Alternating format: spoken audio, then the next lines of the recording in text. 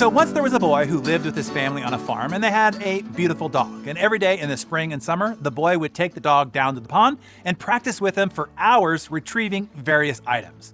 The boy wanted to prepare his dog for the upcoming duck season. He wanted his dog to be the best hunting dog in the whole county.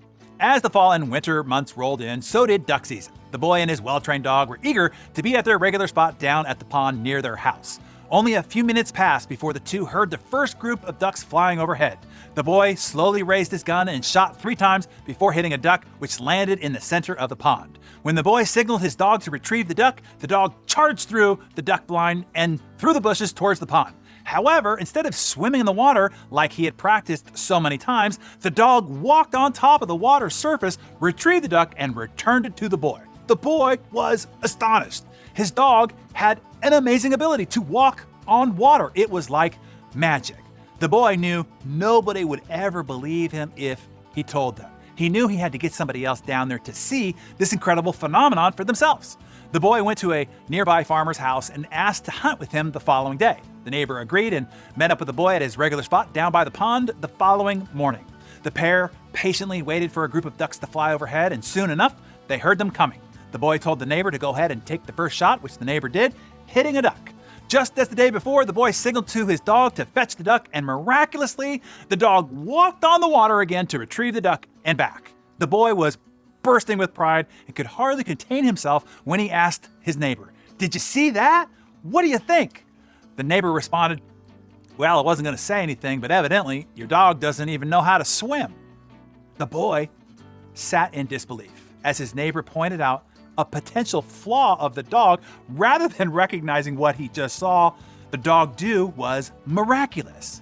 You see, people are funny creatures, aren't they? No matter how incredible or miraculous something is, they'll find the flaw. Even if there isn't one, they'll imagine one.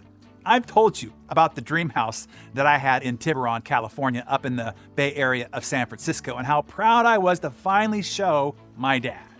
As I walked him to the jaw-dropping and literally stupefying view from floor to ceiling, wall-to-wall glass window from my home office spanning one entire floor overlooking the shimmering bay and San Francisco skyline, when asking him, "So Dad, what do you think?"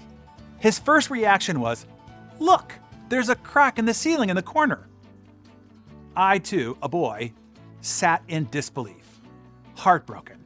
Or at the end of an intense 4-day, all-day event where I poured my heart and soul out, delivered a 13 out of 10, where people were literally in tears at the end of the event as they tried to describe how meaningful the experience had been to them. Mission accomplished. Victory achieved. And then when I called the one person whose opinion matters the most to me, she, who will go unnamed for my own security, says, "Yes, great job, baby, but I have notes." What the f***? Yes, all in one breath, one sentence. Great, but I have notes. Hey, look, I get it. There's always flaws in any vista. There's always room for improvement, but the lesson here today is this. Come on, man. First, focus on what's right.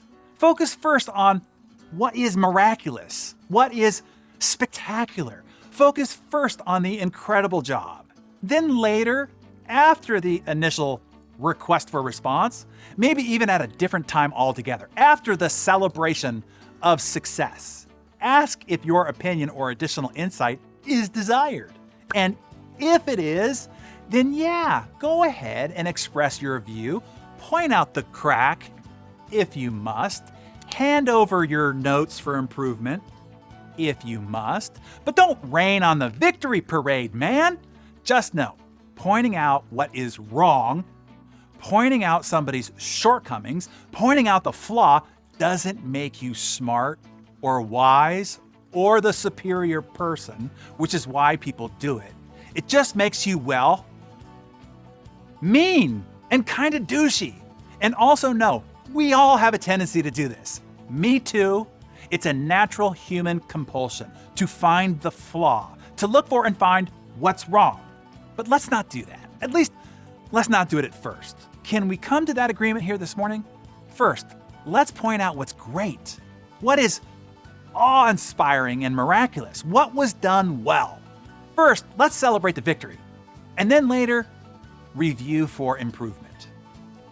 All right, Daring Daily community, it's confession time. To help others know that they are not alone and they are not terrible human beings, admit your own tendency to point out what's wrong first in your marriage, with your kids, your friends, your team, your church, what have you.